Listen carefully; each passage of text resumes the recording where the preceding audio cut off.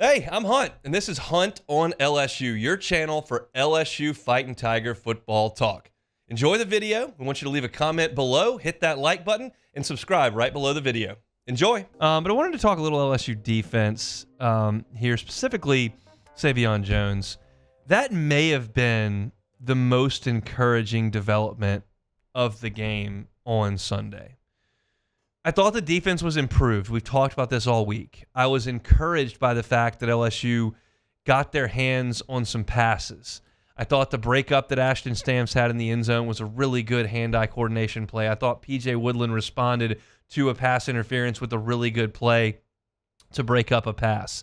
And those guys had their moments, and they also had some moments that weren't as good. Sai'vion Jones consistently was very good. His pass rush win rate was fantastic. He was second on the team per Pro Football Focus. That's a tough one. That is a real tough one there.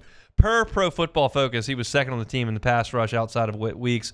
He was winning on the edge. He was coming on some stunts. He did a good job in the against the ground game. He got back there and got to Miller Moss. He batted a ball away on that fourth down that Weeks almost intercepted. It wasn't like he showed one flash that, oh, there's some talent. It was time and time and time again. And I've said this now for a year. I thought that Sai'vion Jones was next up last year. You had Arden Key, and he gave way to Caleb Von Chason, who came in, and he gave way to B.J. Ojulari. And all three of those guys who were thought of as really good edge rushers, 4- and 5-star players that came in, lived up to that billing. And then you filled in that spot with the next guy. That's what LSU theoretically would love to do at every position. You've got a star, and the next guy steps up and becomes a star. Doesn't always work like that, but that's the hope. And you had Sai'vion Jones as kind of the next guy. He wasn't a freshman. B.J. Ojulari moves on, and he's supposed to plug in and be the next guy. And last year, he was just kind of MIA. And there could be a lot of reasons for that. It could be the fact that he's had all these defensive line coaches, and the coaching wasn't up to par because of all the uncertainty at the position. It could be that Sai'vion Jones was too heavy. It could have been that he just wasn't that good a player. He was a highly rated recruit, and he just wasn't all that good. Like, there are a lot of reasons why a guy doesn't have a great season. But to me, it's difficult when you're talking about a guy in his fourth college season for me in August to go, yeah, I know he didn't really play his first and second year, and I know that his third year, like, he was supposed to be good, but he didn't have the right coaching, and he probably gained a little bit too much weight. But this year, he's really going to pop. Like, I guard against that because that is really wishful thinking. Most often, guys don't reach their potential out of nowhere in year 4. It can happen. I can point to Joe Burrow. That was pretty good year 4. Okay? But it just is very wishful thinking, I think, if you're a fan and you're banking on guys who have been in the program 3 and 4 years to find another gear. If you got a true freshman coming in and think he can make an impact, sure. If you got a guy who, as a freshman, made a couple of plays and now he's a sophomore and he's gained 15 pounds, okay, that's reasonable to expect a jump there. It's probably, in my estimation, generally unrealistic to expect a 4th and 5th year player to make that jump. And it's not a lot that Sai'vion Jones is going to do what he did on Sunday every single week. But it's a possibility. It's a better possibility today than it was Sunday before kickoff. And they've got to have that. I don't believe LSU's DBs are going to become a no-fly zone in this season. They can definitely improve. They definitely shown signs of being better on Sunday than they were last year, for sure.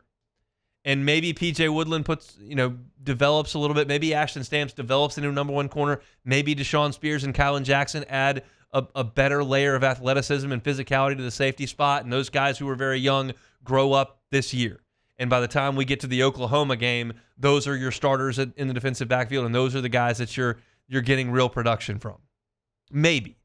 But I think more likely, again, kind of speaking to what reasonable expectations maybe should look like, they're going to struggle some. But you can help them with a hellacious pass rush. And we know that Blake Baker's going to go to that Prowler package, and we know that Harold Perkins can be used in a pressure package, and we know that Whit Weeks has had some success rushing the passer, and we feel like Paris Shand had a really good first half of the game on Sunday, and maybe Sai'vion Jones is the next piece of that as I keep adding layers. Deshaun Womack fits into this criteria.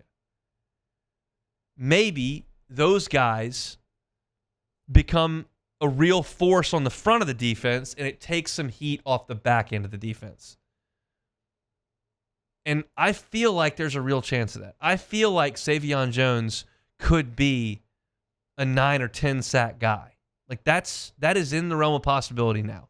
If you would have asked me on Saturday afternoon when I was watching other teams play, 25, 6, 7 hours before LSU kicked off, hey, how many sacks for Sai'vion Jones this year? I probably would have looked at you and said 3.5. Because that's what I saw last year. Now, granted, he was better in camp, but that is camp.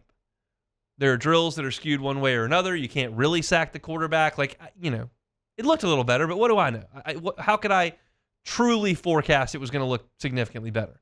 But it was not 1 or 2 snaps on Sunday for him. It was 15 or 20 snaps that were really good. And that is so encouraging. And in speaking with Sai'vion yesterday, he felt that. He felt like he's lost some weight. He felt like he's absolutely been coached by Kevin Peoples in a way that he had never been coached before at LSU. He felt like he was, in the course of a game, able to set up tackles with one move and then come back with a move that countered that got tackles on their heels. That's the kind of stuff that I don't think you would have heard him say last year. And that's such a great story of perseverance and work ethic, where you weren't asked to do very much early in your career. You got your chance to shine last year. It went very poorly. But you didn't put your head down and quit. Didn't go somewhere else. Didn't try your hand at the pros. You decided, hey, I'm gonna work. I got a new coach here, and we're gonna figure something out. We're gonna make things better.